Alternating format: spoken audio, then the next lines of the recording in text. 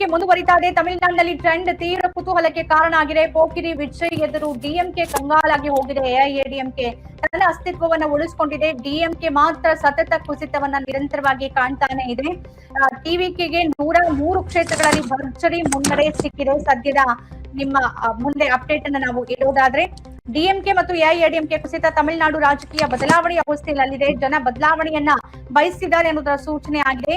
DMK ಪಾಲಿಗೆ ಆಘಾತಕಾರಿ ಅಂಶ ಏನು ಅಂತಂದ್ರೆ, ಅದರ 15 ಮಂದಿ ಹಾಲಿ ಸಚಿವರು ತೀವ್ರ ಹಿನ್ನಡೆಯನ್ನ ಕಾಯ್ದುಕೊಳ್ತಾ ಇದ್ದಾರೆ.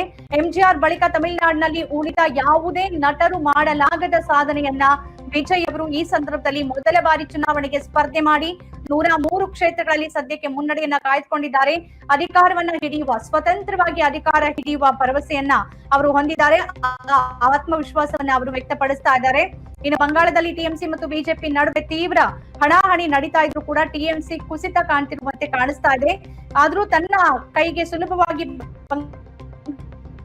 ಬೀಳಬಹುದು ಅನ್ನೋ ಬಿಜೆಪಿ ನಿರೀಕ್ಷೆ ಮಾತ್ರ ಸುಳ್ಳಾಗ್ತಾ ಇದೆ. ಆ ರೀತಿಯ ಫಲಿತಾಂಶದ ಟ್ರೆಂಡ್ ನಮಗೆ ಕಾಣಿಸ್ತಾ ಇದೆ. ಕೇರಳದಲ್ಲಿ ಆಡಳಿತಾರೂಢ ಎಲ್ಡಿಎಫ್ ಮತ್ತು ಮುಖ್ಯಮಂತ್ರಿ ಪಿಣರಾಯಿ ವಿಜಯನ್ ತೀವ್ರ ಹಿನ್ನಡೆಯನ್ನ ಕಂಡಿದ್ದಾರೆ. ಯುಡಿಎಫ್ ಭರ್ಜರಿ ಮುನ್ನಡೆ, ಮ್ಯಾಜಿಕ್ ನಂಬರ್, ಸರ್ಕಾರ ರಚನೆಗೆ ಬೇಕಾದ ಮ್ಯಾಜಿಕ್ ನಂಬರ್ ಅನ್ನ ದಾಟಿ ಅದು ಮುನ್ನುಗ್ತಾ ಇದೆ. ಈಗಿನ ಟ್ರೆಂಡ್ ಅನ್ನ ನಾವು ನೋಡೋದಾದ್ರೆ, ಬಂಗಾಳದಲ್ಲಿ ಟಿಎಂಸಿ 124, ಬಿಜೆಪಿ 149, ಎಡಪಕ್ಷ 1 ಮತ್ತು ಇತರರು 1 ಸ್ಥಾನಗಳಲ್ಲಿ ಮುನ್ನಡೆಯನ್ನ ಕಾಯ್ದುಕೊಂಡಿದ್ದಾರೆ.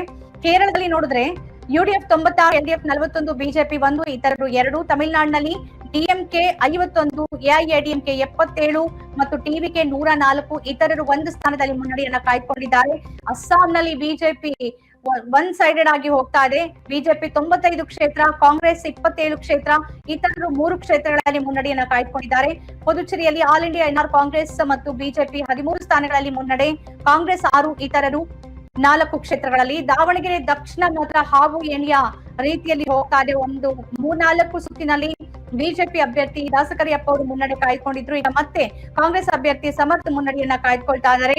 ಬಂಗಾಳದಲ್ಲಿ ಬಿಜೆಪಿ ಸರ್ಕಾರ ರಚಿಸುತ್ತೆ ಅನ್ನೋ ವಿಶ್ವಾಸವನ್ನ, ಸನಾತನ ಸರ್ಕಾರ ರಚನೆಯಾಗುತ್ತೆ ಅಂತ ಸುವೇಂದು ಅಧಿಕಾರಿ ಹೇಳ್ತಾ ಇದ್ದಾರೆ. ಈ ಬಾರಿ ಹಿಂದೂಗಳ ಬಲವರ್ಧನೆ ಇದೆ ಮತ್ತು ಮುಸ್ಲಿಮರು ಟಿಎಂಸಿಗೆ ಮತ ಹಾಕೋ ರೀತಿ ಕೂಡ ಬದಲಾಗಿದೆ. ಅವರೀಗ ಈ ಸರಿ ಮಾಡಿಲ್ಲ. ಕೆಲವು ಪಕ್ಷಗಳು ಅಂದ್ರೆ ಕೆಲವು ಮತ ಏನಿದೆ ಮುಸ್ಲಿಂ ಪರವಾದ ಪಕ್ಷಗಳೇನಿದೆ ಆ ಪಕ್ಷಕ್ಕೂ ಹೋಗಿದೆ. ಬಿಜೆಪಿಗೆ ಸ್ವಲ್ಪ ಕಡಿಮೆ ಪ್ರಮಾಣದಲ್ಲಿ ಮತ ಸಿಕ್ಕಿದೆ. ನಂದಿಗ್ರಾಮದ ಮುಸ್ಲಿಂ ಬೂತ್ ನಲ್ಲಿ ಇಷ್ಟೊಂದು ಉತ್ತಮ ಪ್ರದರ್ಶನ ಸಾಧ್ಯ ಅಂತ ನಾನ್ ನಿರೀಕ್ಷೆ ಮಾಡಿರ್ಲಿಲ್ಲ ಅಂತ ಸುವೇಂದು ಅಧಿಕಾರಿ ಹೇಳ್ತಾ ಇದ್ದಾರೆ. ಭವಾನಿಪುರದಲ್ಲಿ ಆರಂಭಿಕ ಟ್ರೆಂಡ್ಗಳು ನಾವು ಆರಂಭದಲ್ಲಿ ನಿರೀಕ್ಷೆ ಮಾಡಿದ್ದಕ್ಕಿಂತ ಹೆಚ್ಚಿನ ಅಂತರದ ಮುನ್ನಡೆ ತೋರಿಸಿದೆ ಅಂತ ಬಿಜೆಪಿ ನಾಯಕ ಹೇಳಿಕೆಯನ್ನ ಕೊಟ್ಟಿದ್ದಾರೆ.